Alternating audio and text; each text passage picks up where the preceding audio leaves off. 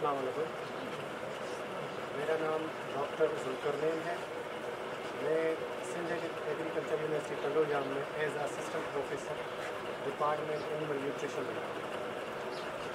हमारा अभी recently MOU हुआ है कोको कनाडा के साथ, जिसकी वजह से आज हम सारे यहाँ इकट्ठे हुए हैं। तो सबसे पहले तो मैं बताऊँ कि जिस डिपार्टमेंट में से मैं हूँ, इसका नाम है एनिमल न्यूट्रिशन। इसका मकसद क्या है? अब छोटे बच्चे आपके हैं, कोई छोटा बच्चा बीमार होता है तो आप ढूंढते हैं कोई स्पेशलिस्ट ढूंढें, कोई बच्चों का स्पेशलिस्ट हो, हम उसके पास ले जाएं उसे।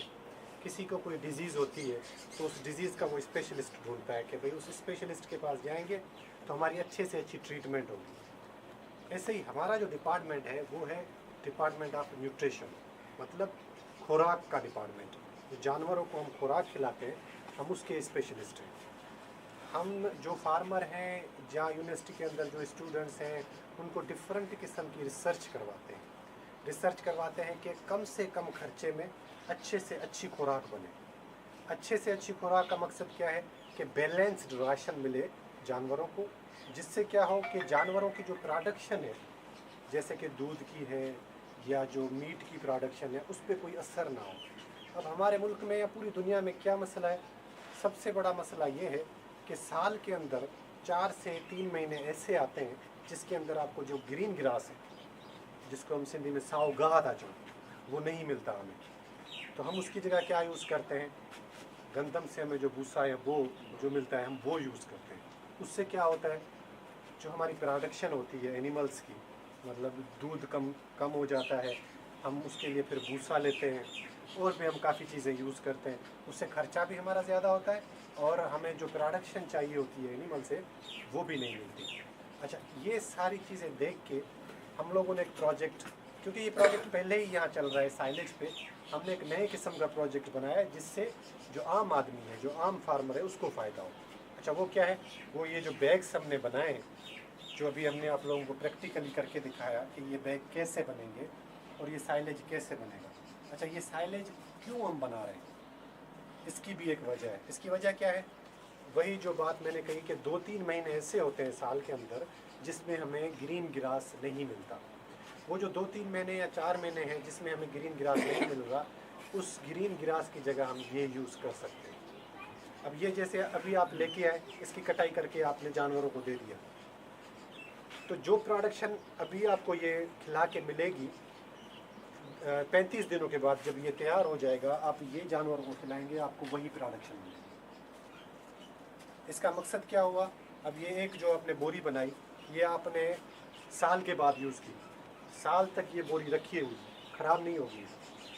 हाँ, ये है कि अगर इसको आपने खोल दिया, फिर आप इसको 2 से 3 दिनों में यूज़ कर सकते हैं। लेकिन अगर आपकी ये ऐसे बनी हुई पड़ी हुई है 1 साल तक, इसको कोई नुकसान नहीं है, ये ऐसी पड़ी रहेगी, साल के बाद भी आप ये यूज़ कर सकते हैं।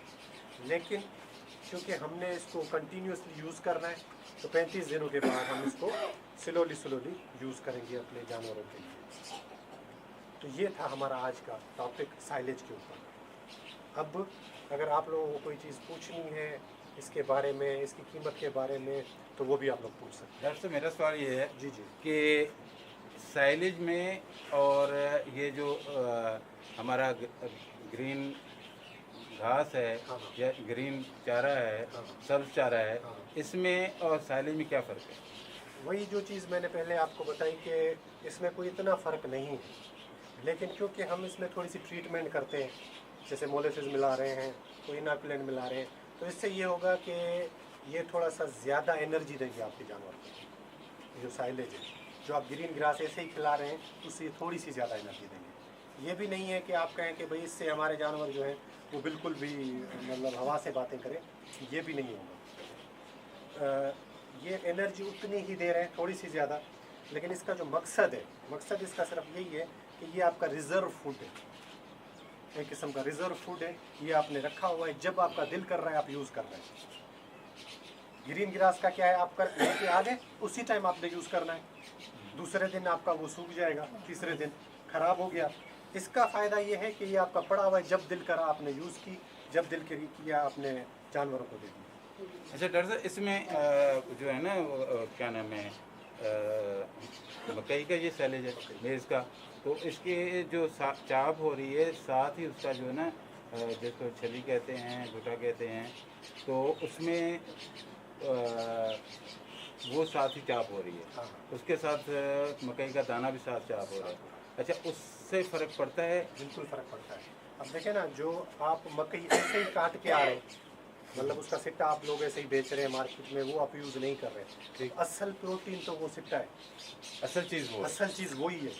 वो अगर आप प्रोटीन अपने घास के साथ एनिमल को देंगे तो उससे तो उसी से तो इसकी प्रोडक्शन बढ़ेगी। इसी से बढ़ेगी। अगर वो आप सिट्टा नहीं यूज़ कर रहे हैं, वो आप फेंक रहे हैं या आप उसको यूज़ नहीं कर रहे हैं, आप उसको ऐसे ही मार्केट में दे रहे हैं, फिर तो आप ऐसे समझ रहे हैं कि ऐसे ही आप वेस्ट कर रहे हैं अपने फूड को। मतलब फिर वो simple green simple green grass हो गया। ये आपका प्रोटीन बनने इसी वजह से रहा है कि आप इसमें वो सिट्टा डालते हैं। मतलब साइलेज और ग्रीन घास जो चारा ग्रीन चारा है, जी, जी। उसमें मेरे जो नज़दीक है वो फ़र्क ये है ये कि फ़र्क। साथ वो जो अनाज होता है, हाँ, भुट्टा होता वो है, भी आप एनिमल वो को दे रहे हैं। साथ ही चाप होता है हाँ। और उसके साथ टच बिल्कुल, होता बिल्कुल वो मिक्स हो जाता मिक्स है। हो जाता है। हाँ। तो इस वजह से आप कह रहे हैं कि ज़्यादा ये प्रॉफिट है। आप थोड़ा